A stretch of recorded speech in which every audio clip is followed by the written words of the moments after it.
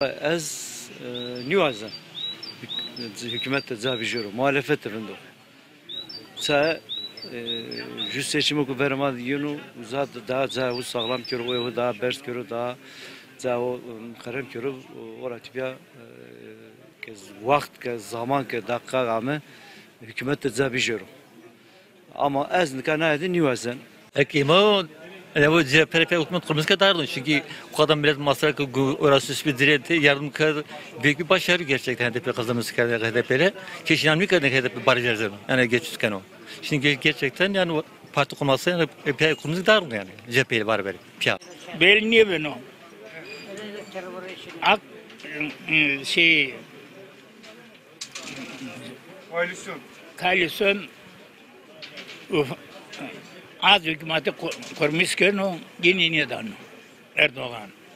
Yani rakam bölüyor. Yani HDP, CHP niye ben o? Seniko. HDP, CHP, MHP ki yani HDP teverrek destekliyordu.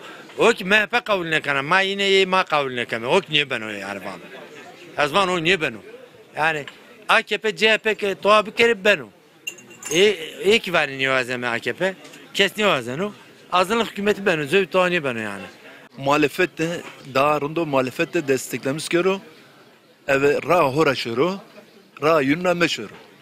Hesap ede yani hure kamdaki hesap orun ceno eyde kula varese çıkına devletine hükümet hükümetsiz yamanını gerek yüzü desteklemiş diyor kam beni bu ama vakunu ho kırmızı çizgini ho bir şey abi ona göre hareket bir HDP na dönem persen diyor yani hükümet kurmuş görüyor yani mutlaka jüdü kurmuş görüyor yani kurmuş ne ben o no dönem tam persendo o ki yani no rejim günü var o artık yani vakti hıyor yani ha ne erken seçim düşünmüş ve ne muhalefet düşünmüş biri yani 20'na ki hedefi pörü hemen aynı yani şu çözüm süreci verdi mano iyi ki hale bitir yani Bahçeli bu yani hedef bu yani ni hurdinak yani no persendo yani erken seçim ne HDP'yi yaramış beni, ne milletleri yaramış beni, ne Bahçeli'yi yaramış beni,